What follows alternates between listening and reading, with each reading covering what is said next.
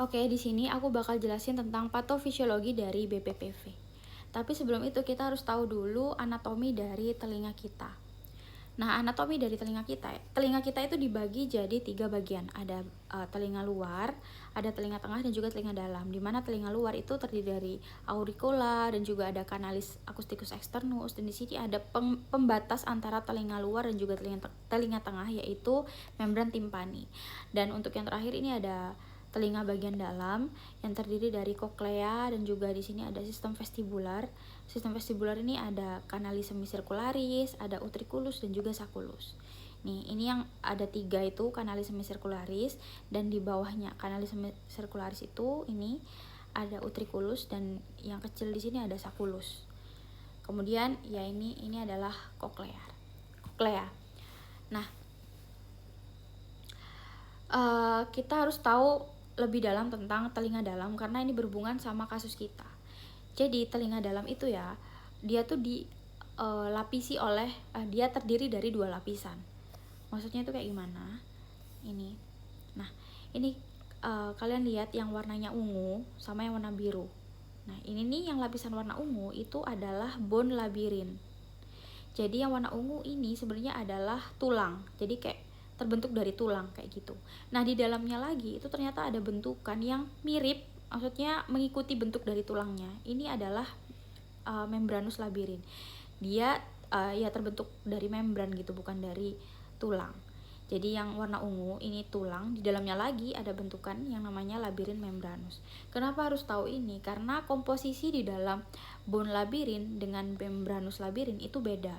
Kalau yang di dalamnya membranus labirin, berarti di sini nih, ya, di antaranya membran sama bagian luarnya ini, di dalam sini itu berisi perilimfe. Nah, sedangkan yang di dalam membran labirin itu berisi endolimfe. Oke, harus diingat. Nah, sekarang kita lihat bagian-bagiannya lebih detail lagi. Tadi kan ini adalah kanalis semicircularis ya. Nah, kanalis semicircularis di bagian ujungnya ternyata ada bagian yang membesar. Nah, bagian itu disebut sebagai ampula. Oke, bukan ini loh ya. Kalau ini kan tadi utriculus, yang ini sacculus. Nah, yang bagian membesar ini yang di sebelah sini, di ujung banget dari semicircularis, kanalis semicircularis. Oke, ini adalah ampula.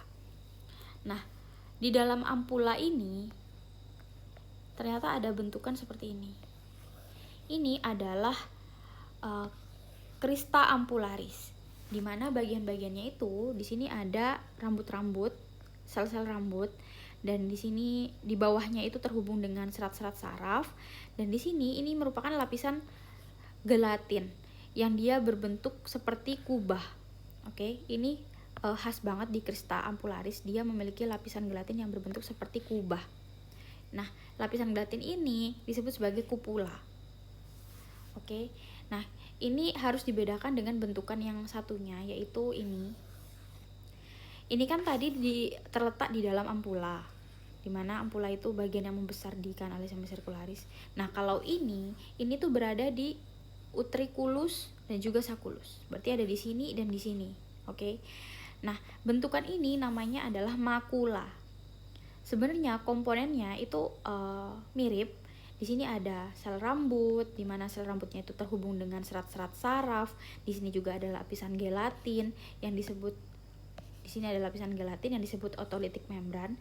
Tapi di atas dari otolitik membran ini terdapat kristal-kristal atau kristal disebut sebagai otokonia atau otolit. Ini terbentuk dari kalsium karbonat. Oke. Nah, ini yang membedakan makula dengan si crista ampularis tadi. Kalau di crista ampularis itu nggak ada bentukan otokonia, tapi kalau di makula itu ada otokonia. Oke. Jadi kalau misalkan dilihat dari sini, berarti ini kan ampula. Nah, berarti di sini tiga-tiganya terdapat crista ampularis. Kalau di sini utriculus dan sacculus ini terdapat makula. Oke. Ini harus tahu si otokonianya terutama karena berhubungan dengan kasus kita. Nah, sebenarnya gimana sih cara telinga kita itu mengatur keseimbangan, mendeteksi gerakan kayak gitu-gitulah. Nah, kita kan bicara tentang sistem vestibular nih, karena kita bicara tentang keseimbangan. Sebenarnya sistem vestibular ini kan terdiri dari kanalis semisirkularis, kemudian ada utriculus dan sacculus. Mereka ini fungsinya itu beda-beda, deteksi gerakannya tuh beda-beda. Kalau si crista ampularis, dia itu mendeteksi gerakan rotasi. Kalau utriculus dan sacculus itu gerakan linier, yang kita bisa bedain lagi jadi horizontal dan juga vertikal. Kalau yang utriculus dia mendeteksi gerakan horizontal, kalau yang sacculus itu gerakan vertikal. Oke, itu harus diingat. Nah, cara kerjanya tuh sebenarnya kayak gimana sih? Aku contohin di yang kanalis semisirkularis. Nah, yang berperan penting sebenarnya tuh si crista ampularisnya. Kan kita tahu sendiri kalau ini kan berarti membran labirin ya, membran labirin. Kalau yang ini yang osseus yang warna biru. Nah, di dalam membran labirin itu terdiri dari endolim, terdapat endolimfe. Nah, berarti di sekitar sini itu kan ada endolimfe, cairan endolimfe. Nah, cairan ini kalau kepala kita bergerak nih, cairannya itu akan ikut bergerak. Nah, cairan yang bergerak ini berarti kan cairan di sini tuh bergerak nih. Nanti dia tuh akan ya nabrak ini loh, si crista ampularis, kayak mendorong si crista ampularis tadi. Akhirnya kalau misalkan cairannya tuh arahnya ke sana ya, berarti crista ampularisnya tuh yang awalnya bentukannya gini jadi ke sini. Nih, misalkan aliran endolimfenya ke sana, berarti dia tuh terdefleksi ke sini gitu. Nah, akhirnya karena si kupulanya, ini kan kupulanya yang dia membengkok. Jadinya si sel-sel rambutnya tadi dia tuh mendeteksi gerakan itu gitu loh. Nah, nanti ditransmisikan ke saraf di bawahnya. Akhirnya otak kita tuh bisa mengetahui gerakan kepala kita tuh kayak gimana. Nah, basicnya tuh kayak gitu.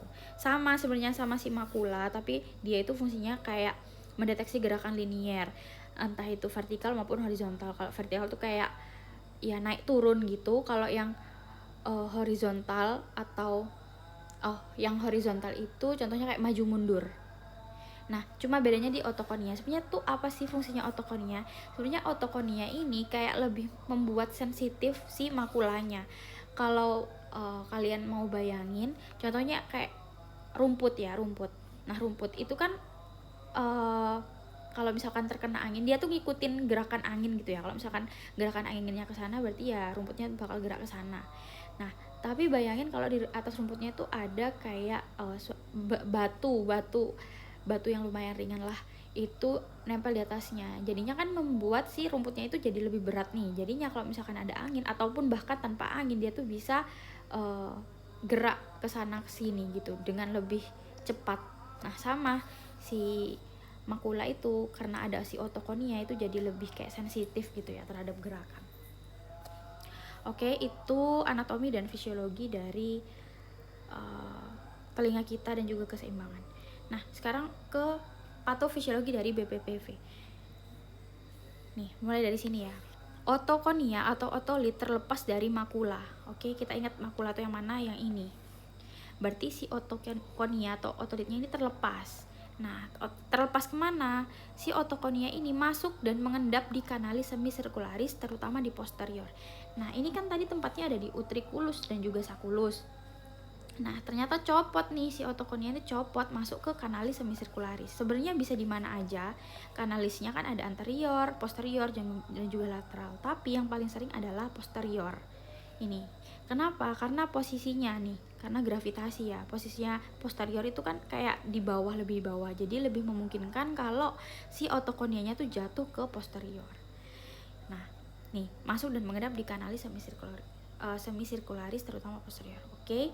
Selanjutnya, otokonia itu yang ada di kanalis semisirkularis nih, dia bergeseran dan menghambat pergerakan endolim selama gerakan. Nah, kok bisa sih? Ya kan dia tuh ada di sini nih. Oke, kita lihat ini. Nih, ini kan otokonianya.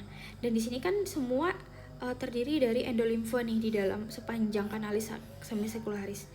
Nah, karena ada partikel-partikel ini, otomatis kalau misalkan kepala kita bergerak, si ininya kan bakal bergerak juga nih. Partikel-partikel ini akan bergerak, akhirnya mengganggu pergerakan dari endolimfe yang sebenarnya. Nah, akhirnya kan si endolimfe itu harusnya akan mendorong atau apa ya, membuat si kupula ini defleksi atau bergerak gitu ya. Jadinya tuh terganggu. Jadinya sinyalnya itu nggak sesuai sama yang seharusnya terjadi. Misalkan gerakannya tuh ke kiri, jadinya tuh terdeteksi gerakannya tuh ke kanan, kayak gitulah. Intinya tuh nggak sesuai nih. Otokonia bergeser dan menghambat gerakan endolim selama gerakan. Nah, ini kuncinya ya, selama gerakan. Jadi kalau misalkan ini kalau kepala kita nggak bergerak, dia tuh kan ya udah di sini aja gitu loh, nggak ada pergerakan endolim juga. Jadinya tuh dia nggak terjadi vertigo kayak gitu. Nah, tapi kalau misalkan bergerak kan endolimfanya bergerak, jadinya dianya juga bergerak, dan akhirnya timbullah vertigonya karena deteksi sinyalnya tuh udah terganggu lagi kayak gitu. Nih, oke, mengganggu defleksi kupula, maksudnya yang tadi terdorongnya si kupula itu, dan menciptakan gerakan yang tidak koheren dengan gerakan kepala yang sebenarnya. Sehingga ini yang menyebabkan sensasi vertigo. Seperti yang tadi aku bilang, ini yang penting adalah triggernya itu perubahan posisi kepala, karena ya kalau nggak bergerak ya kepala kita nggak bergerak, ininya juga nggak bergerak. Dan sebagai informasi tambahan aja, atau mungkin mau disampaikan juga, kalau teori terjadinya BPPV itu ada dua sebenarnya. Ada teori kupulolithiasis dan teori kanalithiasis. Yang selama ini kita bicarain itu kanalithiasis karena dia ini yang paling sering terjadi. Tapi kalau yang kupulolithiasis, bedanya tuh apa sih sebenarnya? Kanalithiasis, lihat dari namanya kanal, berarti dia tuh mengendap di dalam kanalis semisirkularis. Jadi yang tadi kita pelajari, berarti dia tuh masuk dan mengendap di kanal. Kalau yang kupulolithiasis, dia itu menempel di bagian kupula dari crista ampularis. Nih, kan kita tahu kalau bentukan crista ampularis tuh kayak gini. Nah, dia tuh ditempelin sama si otokonia. Jadi otokonianya tuh dia nempel ke sini. Otomatis ya juga bakal mengganggu, karena apa? Ia akan membuat si kupula ini tuh jadi lebih sensitif dan lebih berat gitu, yang seharusnya tuh nggak kayak gitu. Jadi intinya mengganggu lah, juga mengganggu sinyal dan menciptakan gerakan yang tidak koheren dengan posisi kepala yang sebenarnya. Nih, kalau yang kupulolithiasis, namanya aja kupulolithiasis, jadi ada batu yang nempel di kupulanya kayak gitu. Udah.